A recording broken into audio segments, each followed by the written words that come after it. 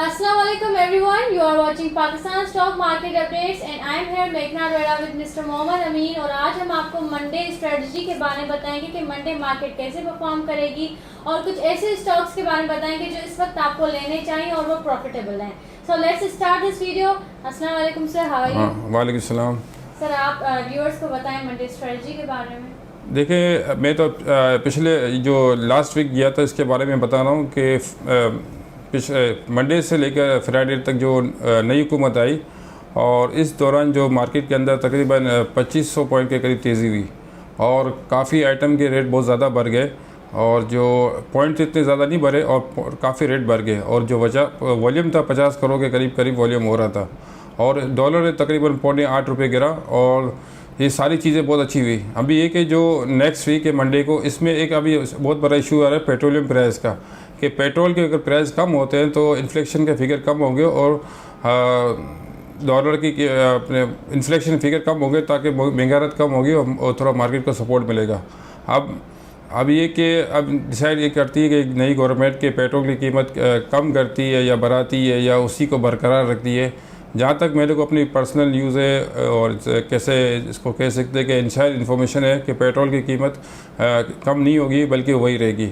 और दूसरा जो मेन जो कारोबारी हजरात को जो परेशानी है वो जो इंटरेस्ट रेट जो पिछली गवर्नमेंट जाते जाते 2.5% बढ़ा गई थी उससे बहुत ज़्यादा इफ़ेक्ट आया था और बहुत ज़्यादा बिजनेसमैन को बहुत ज़्यादा परेशानी हुई थी और ताकि बहुत ज़्यादा परेशानी हुई थी और इनकी कॉस्ट बहुत ज़्यादा बढ़ गई थी।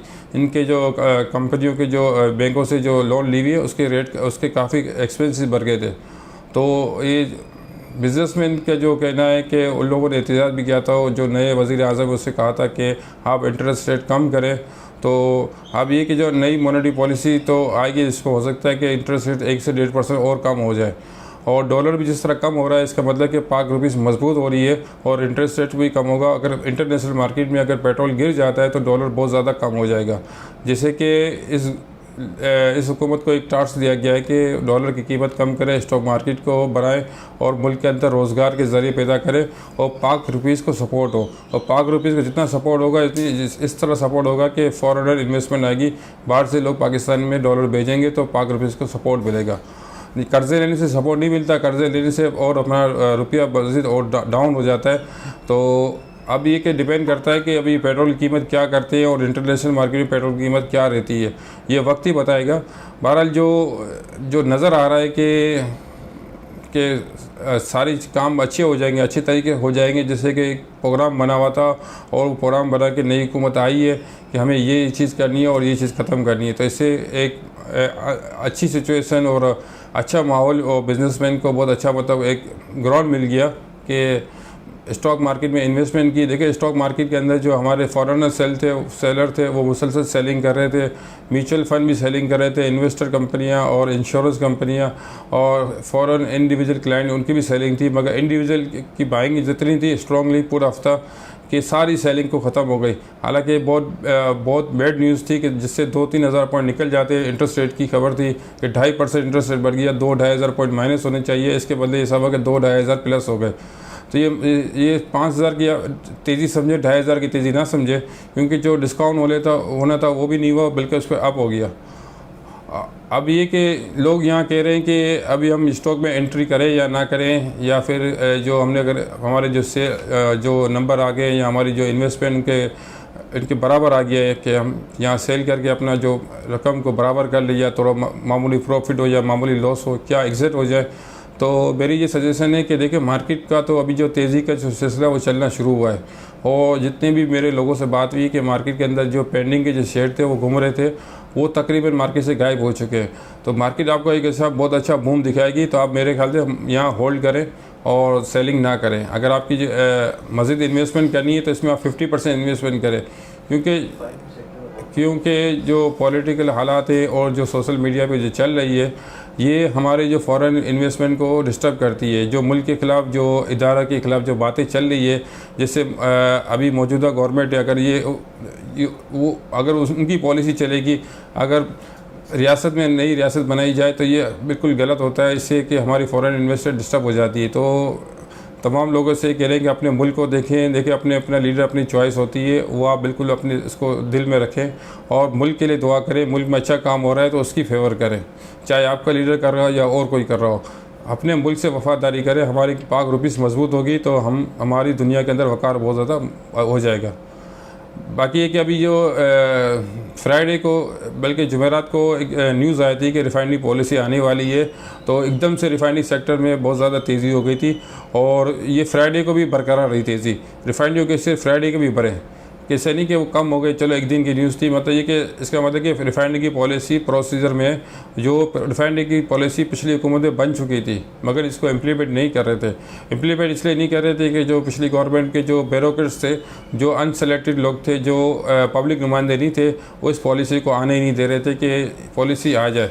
मगर यह भी कि सोच सकता है कि पिछली गवर्नमेंट की पॉलिसी को मौजूदा गवर्नमेंट बरकरार रखें, ताकि ये भी बहुत अच्छी साइन हो जाएगी। पॉलिसी तैयार है, पॉलिसी को बिजनेसमैन लोग एक्सेप्ट किया था। वैसे अभी ताबीना बनी नहीं है तो रिफाइनरी पॉलिसी कैसे आएगी?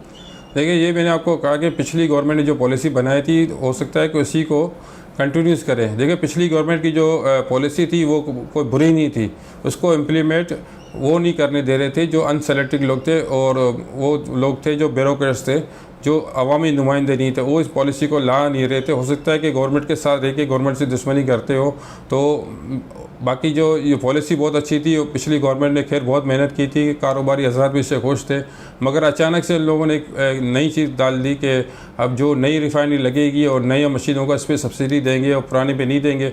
अब ये पुरानी नई तो लगने का इम्पॉसिबल है कि दुनिया में तो फिर बहुत ही तरक्की याफ्ता मुल्कों में नई रिफाइनरी लगती है, नई मशीनें। बाकी तो तकरीबन पुरानी जो चली है पाकिस्तान वही यूज़ करता है।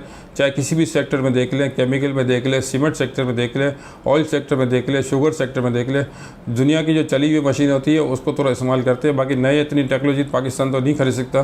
तो 20 साल पुरानी सैनर्जी की जो मशीनें मंगाई थी उसका बहुत अच्छा बूम था कि यूरो 5 बनाएगा, पाकिस्तान इंपोर्ट करेगा। मगर ये कि पिछली गवर्नमेंट में कुछ ऐसे लोग टेक्निकल लोग थे जो अवामी नुमाइंदे नहीं थे और हर गवर्नमेंट में आते ऊपर से चले जाते, तो ये पॉलिसी को लाने नहीं दे रहे थे।